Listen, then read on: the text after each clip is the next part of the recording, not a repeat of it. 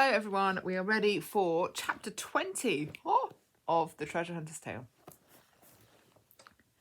The day of the wedding dawned bright and clear. Miss Beloved of the King and Miss Poor in Spirit had been so touched by the help received from the townsfolk, everyone had pitched in some way.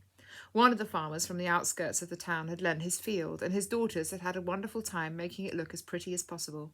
The farmer put out hay bales for the guests to sit on, and his wife had strung up some homemade bunting along the aisle. Some of the women had worked hard all night to make a wedding cake, for which Freddie was especially grateful, and one of the wealthy ladies who had come to know the king through dear Miss Poor in Spirit had offered her wedding dress to Miss Beloved of the King. Freddie had gone out early in the morning to pick flowers from the meadow to put in the bride's hair, and Miss Poor in Spirit had grown some lovely sunflowers for the bouquet. She had planted these in faith that one day they would be used by her daughter on such a happy occasion. The bells rang out to signal that it was time, and then everyone, dressed in their best clothes, made their way up to the field. The little girls with ribbons in their hair squealed with delight when they saw Miss Beloved of the King in her dress, and the boys cheered hearty cheers once the couple were pronounced husband and wife. It was such a lovely day of celebration, and everyone stayed to help clear things away well into the evening. Mr. Newhart and his new wife had decided to take just a short honeymoon, as they didn't want to leave Freddie for too long, and as they were leaving, Freddie looked like he might cry, but kind Mr. Discover the Truth and Mr. Saved by Grace put their arms around him.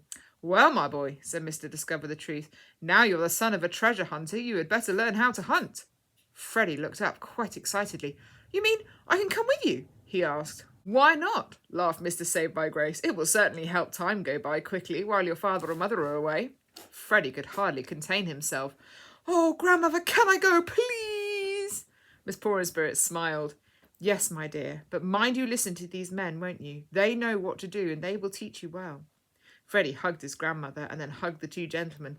"Oh, thank you, Uncle Saved by Grace, and thank you, Uncle Discover the Truth." He had referred to the men as uncles ever since meeting them, as in those days children were taught to do this as a mark of respect.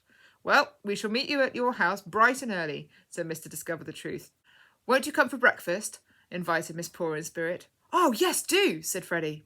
"On one condition," smiled Mr. Saved by Grace, looking at Freddie, "that you try and get some sleep tonight." He laughed, and then they all walked back to the house of bread together. Miss Poor in Spirit hurried Freddie off to bed and thanked the men. Mr. Saved by Grace and Mr. Discover the Truth walked back to their lodgings, and as they did so sent messages of thanks to the king.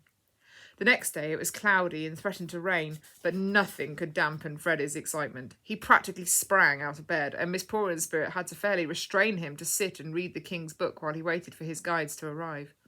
Freddie was currently reading, with the help of his grandmother, the book of Daniel.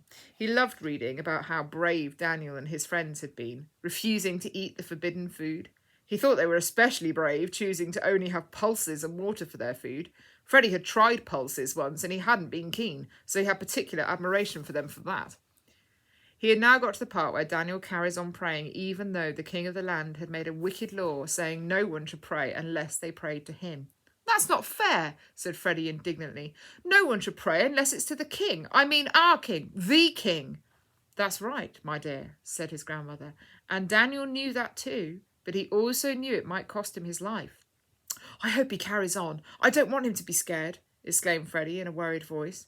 "Well, let's read on," encouraged his grandmother. She had really enjoyed helping Freddie read through the king's book, as he was discovering many of these stories for the first time, and she enjoyed feeling anticipation and wonder anew at these old stories. Now, when Daniel knew that the law had been signed, he went into his house. The windows in his bedroom were opened facing towards Jerusalem. He knelt upon his knees and he prayed 3 times a day and gave thanks to God as he had done before. Freddie was thoughtful for a moment and then said, "Why didn't he just shut his windows so people wouldn't then know he was praying and he would be safe?" "Good question," said his grandmother. "I think we have a little bit of the answer in the verse we have just read. Read those last 5 words again."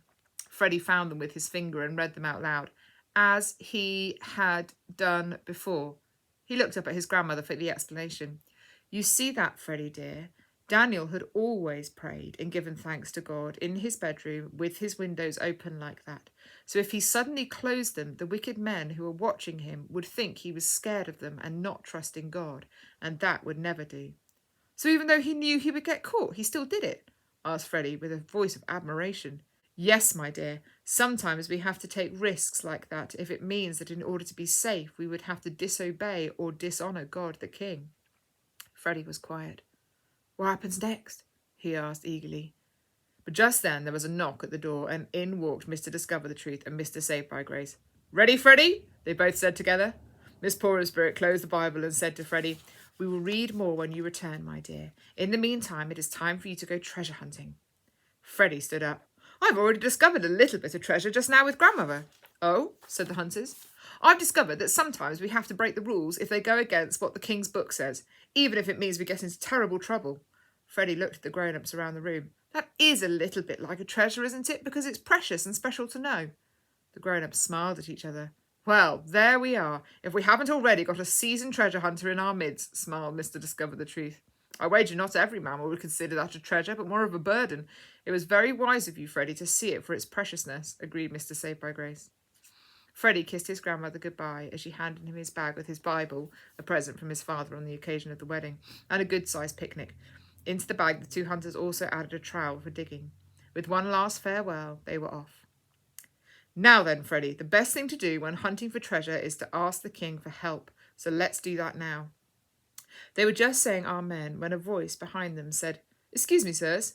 They spun round expecting to see the officer of the king, but instead they saw a tousle-haired young man with a keen look in his eye and wearing some very new-looking armour of the king. Excuse me, he said again. My name is Ears to Hear, and I heard your request for help just now. Did you know that about 2.5 miles from here there is a cave that is yet to be explored? I could help you if you like, as before I came on the King's Road I was a spelunker, and I know how to explore caves safely. Freddie came a bit closer to Mr. Discover-the-Truth and whispered, What's a spelunker? It's someone who explores caves for the first time, Mr. Discover-the-Truth whispered back, and then, turning to young Master Ears to Hear, said, I think you are the answer to our request just now. Please take us there. Delighted, smiled the young man. I've got ropes and pickaxes and everything we'll need. Come on. They all strode off together. Freddie had to almost skip to keep up. So eager were they all to get there and start exploring.